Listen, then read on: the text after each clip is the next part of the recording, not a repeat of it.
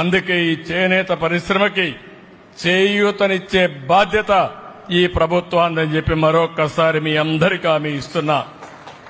మనం ఆ రోజు తీసుకున్న నిర్ణయాల వల్ల ఈరోజు మీరు చూస్తే 50 ఏళ్లకే పింఛన్ ఇస్తున్నాం. 92,724 మందికి 445 కోట్ల రూపాయలతో 4,000 రూపాయల పింఛన్ ఇస్తున్నాం. ఆ విషయం వీళ్ళు గుర్తుపెట్టుకోవాల్సిన అవసరం ఉంది.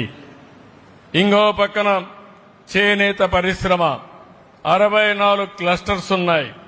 ఇంకా కొంతమంది ఈ పరిశ్రమ పైన ఆధారపడ్డారు. ఒక సమగ్రమైన విధానం తీసుకొస్తాం. స్కిల్ డిజైన్ నేర్పిస్తాం. ఇంకో పక్క అవసరమైతే ఎక్కడికక్కడ లేటెస్ట్ టెక్నిక్స్ కూడా నేర్పిస్తాం.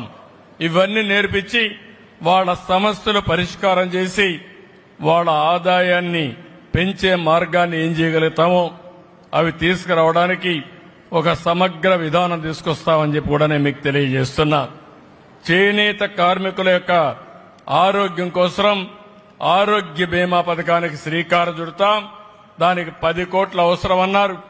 ఈ రోజు చెప్తున్నా ఇమ్మీడియట్ గా ప్రారంభిస్తామని మీ అందరికీ హామీ ఇస్తున్నాం. ఇది కాకుండా పొదుపు నిధిలో థ్రిఫ్ట్ ఫండ్ ఉంది, ప్రభుత్వ వాటా ఉంది, 8% ఉంది. దీన్ని 16% చేసి వారి భవిష్యత్ అవసరాలు తీర్చడానికి శ్రీకారం చుడతామని చెప్పి కూడా నేను మీకు తెలియజేస్తున్నా. ఇంకో పక్క నేతనులందరూ ఇంట్లోనే మగ్గం పెట్టుకుంటారు. ఓసారి ఇంట్లో అవకాశాలు లేవు. ఇంట్లో మగ్గం పెట్టుకునే పరిస్థితి ఉంటే ఇంట్లోనే పెట్టిస్తాం. అక్కడ అవకాశం లేకపోతే ఎక్కడికక్కడ ఒక ప్రత్యేకంగా 4-5 ఎకరాల భూమి తీసుకుని అక్కడ మగ్గాలు పెట్టి కలెక్టివ్ గా కంబైన్డ్ గా సామూహికంగా పనిచేసే విధానానికి శ్రీకారం చుడతామని చెప్పి కూడా నేను మీకు తెలియజేస్తున్నా. ఇది ఎక్కడ అవసరమో ఈ 64 క్లస్టర్లో అక్కడ చేస్తాం. ఒకవేళ ఈ 64 క్లస్టర్లో మీకు ఇండ్లు కూడా లేకపోతే అలాంటి వారికి కొత్తగా ప్రభుత్వం 4,30,000 రూపాయల ఆర్థిక సహాయం చేస్తా ఉంది. అందులో మీకు ఇల్లు కట్టించే కార్యక్రమాన్ని చూస్తాం.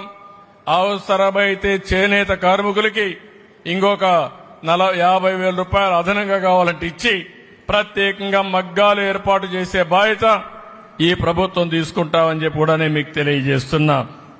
ఇది కాకుండా ఈ రోజు మీరు చూస్తే మీ ఉత్పత్తులకు మెరుగైన ధర రావాలంటే బ్యాక్వర్డ్ ఫార్వర్డ్ లింకేజ్ అంటే నూలు దగ్గర నుంచి కలర్స్ దగ్గర నుంచి మీరు అమ్ముకునే వరకు ఏమేం చేయాలో అవన్నీ చేయడం కోసం ముందుకు పోతామని చెప్పి కూడా నేను మీకు తెలియజేసుకుంటున్నాను. ద్వారా 200 యూనిట్ల కరెంటు మీకు ఇచ్చే బాధ్యత ఈ ప్రభుత్వం తీసుకుంటాం, ఉచితంగా 1 పైసా ఖర్చు లేకుండా. నేను దీనికి కూడా ఈ రోజే డిపార్ట్మెంట్కి ఒకటే చెప్తున్నా, దీన్ని ఇమ్మీడియట్ గా టేకప్ చేయాలి. ఎన్ని కుటుంబాలుంటే చేనేత కుటుంబాలు అన్ని కుటుంబాలకు ఇస్తాం. హ్యాండ్లూమ్కే కాకుండా పవర్ లూమ్స్ కూడా దీన్ని అన్వయిస్తాం. వాళ్ళకు కూడా ఎన్ని యూనిట్లు ఖర్చు అవుతుందో అన్ని యూనిట్లు ఉత్పత్తి చేసుకునే విధంగా ఉచితంగా సోలార్ ప్యానెల్స్ పెట్టి కరెంట్ ఇచ్చే బాధ్యత ఈ ప్రభుత్వం తీసుకుంటామని చెప్పి కూడా నేను మీకు తెలియజేసుకుంటున్నాను.